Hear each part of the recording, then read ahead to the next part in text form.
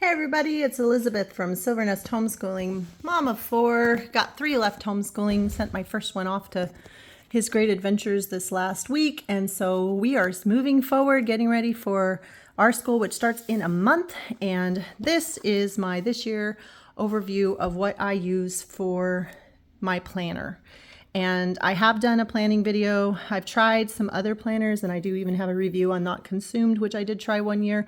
But I just keep coming back to this for me. And I think that goes back to my biggest piece of advice, which is if it's not broke, don't change it. Keep your brain peaceful. New decisions, actually decision fatigue is so real, and so we want to avoid that if possible. And so one of the ways I do that is by getting the same planner. It's undated, which I do find slightly annoying because I don't really enjoy writing in the dates, but because of that I've been able to use it for about 5 or 6 years now. Sometimes I'll put a different piece of washi tape on the front to remind myself which planner it is, and then I keep them as a reminder of what we've done, as well as in case I ever need to go back and show anybody this is what my kids accomplished. We are reverse planners, so I tend to write down what they've already accomplished, and then I have a monthly goal, and I'll show you that. This is the Chase the Lion Weekly Planner by Mark Batterson. They don't make this anymore, so I'm always finding a copy on thriftbooks.com, or Amazon sometimes has some still. But because they're undated, they do have the ability for me to use them. And then there's an encouraging word in the front. You can tell we're already like past the whole like keep it perfect state. But he's got a lot of words in here that are great, but I've read them a ton, obviously. So I like to put things over the top of them. So these are some of my scriptures that I'm using this year. And I just stuck stickers and then wrote on top of that. And then I use, this is PET tape, P-E-T. It's kind of like a clear packaging tape, but it has pictures on it. So when you put it down, it holds really well. It doesn't come off like, up and off like washi tape, but it also is great for, so I like to cover all the things in here that I've already seen and already used. And I have another scripture. I call to you, Lord, come quickly to me. Hear me when I call to you. Set a guard over my mouth, Lord. This is one of my personal challenges.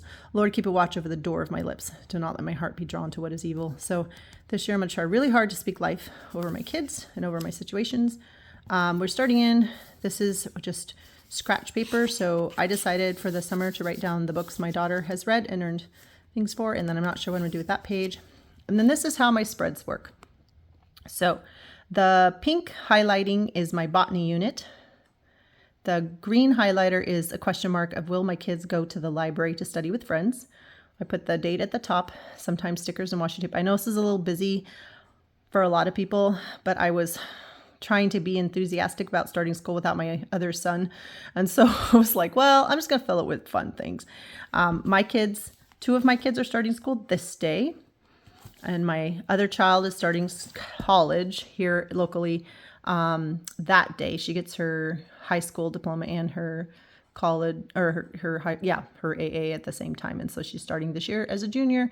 And so that's when her classes begin. So I'm trying to keep those information in mind. And then over here, there's always a really good thought that helps me keep going. What are 3 adjectives describing how you want to live your life this year? So I wrote grit, adventurous, and faithful. And then what the goals are to get done by the end of this month with the 2 that are in class with me. We want to get the ancient world done to this level. We want to get Rosetta Stone up and running and accomplished, because our school that we will actually be using for French won't come in. It's ordered through our hybrid program, and so it won't have arrived yet. So we're going to do Rosetta Stone that month. And then the goal is to read the book, The Secret Garden, for our botany unit. And then this is the list of things we're going to try to play planted game and cellulose for our botany unit. So those are the main goals. If we complete that and our daily, then we have one. And then I have it spread out into this kind of layout. And Wednesdays are where we're going to play our science games. So I put the games I'm going to try to play that day. And if I know something in advance, then I'll try to start putting things down.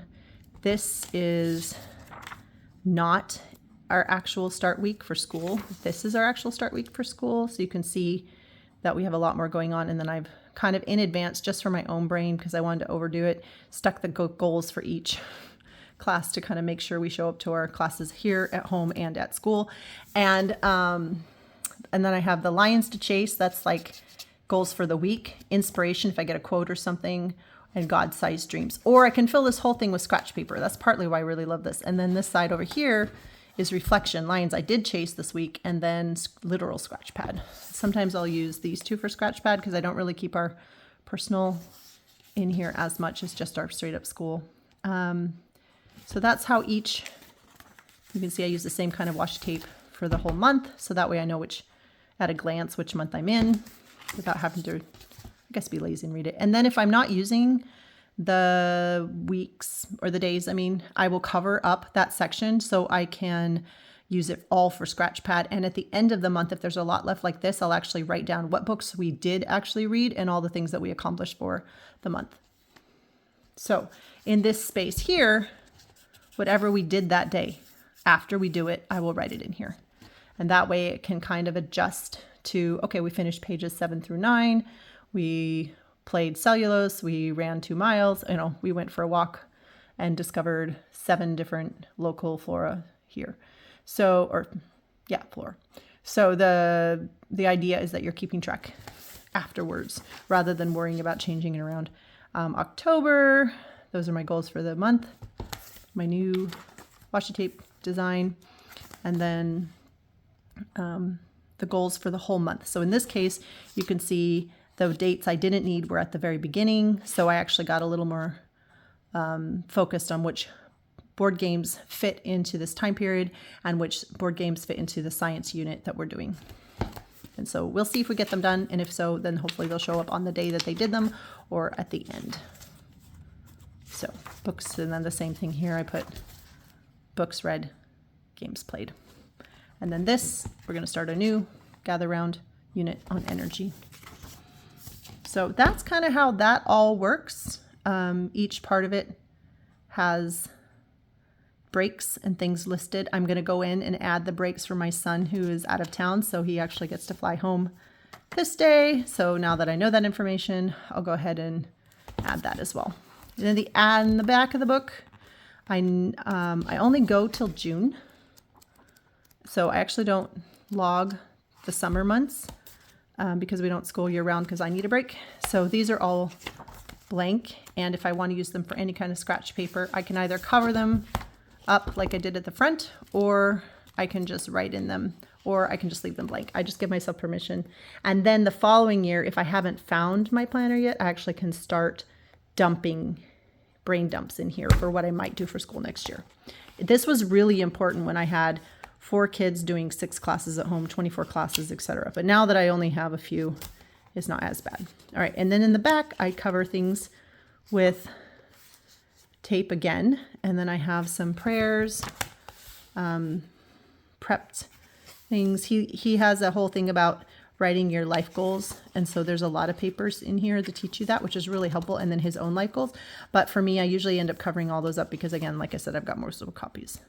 And then this is our history, where I created our history class, what we're going to do next year for 7th grade, because we're inventing it ourselves. And so I wrote, using the book that we're using, what we're going to try to accomplish each month, and dividing it out so that it'll fit for the whole year. And then this one is my daughter's list of what she does at school and at home, and the gather round units she's going to use and when we're going to do them. And then I just started with botany, was our first one. So what we want to accomplish for the botany unit, and then what we're going to order for different classes. So this is kind of my brain dump for her. She gets a fun sticker. And then I also have a brain dump for my other daughter. And then I'm starting in to look at her credits to make sure she, as a freshman, gets all the credits that she's going to need. So I keep that in there. I just like paper because you can't lose it. I have had so many things crash on me. This year I lost I have a tiny, tiny baby side business making art and selling it. And I lost all my data of a store that was keeping my product. And I couldn't even get paid because I didn't know what I had put in there because my computer ate it. And so I just have to do it by paper for my own brain. But the same ideas could be used on any kind of computer or something that you yourself want to do. So these are just ideas. And then the other thing I do is I keep a track of all the books they've read over the summer. Like I said, sometimes I keep them in the book from the year before, and sometimes I keep them in the book coming up. I stopped maybe in July recording what my daughter has read, so I'm going to try to go back and finish this. But one of the great parts about this is I actually can get them to read a lot of their history in the summer. Then I can keep track of it, and I can report it on their final list of when I finish up their whole year and say, okay, these are also the books that we threw in. And then if we're in the middle of the year and I'm feeling like they're getting stressed out, I can say, okay, we're going to cut out the reading right now because you've already read a bunch in the summer. Obviously, it's got a little thing, and you can use this, on most any planner. What I like about it is the space for me to write everything every day. I don't need individual kid lists. I don't need attendance because we write down what we did on the day. That's the attendance. I could go here and mark off, yes. We attended in a certain color until we hit the 180 days that are required for our state. I'm able to put in all our finals when everything changes. It's visual for me to be able to go in because I just need a lot of brain dump space. So hope that was helpful. If you have any questions, please put them in the comments. I'd love to help in any way I can. You could do this with a bullet journal, same kind of idea. I'm drawing a lot of lines, or a lot of different kinds of planners. I have used regular teacher planners before. They work also, but I usually found there was a lot of wasted space and they were too big. I wanted it small enough that I could throw it in my purse and take it with me to record wherever I needed to go. And I do like the indestructible cover. It makes me happy. So, all right, we will chase that lion. We will go to places boldly we've never gone before in 7th grade, 9th grade, and 11th grade. And we hope you are having a fantastic year and that this is helpful. And we will talk to you soon. Thanks. Bye.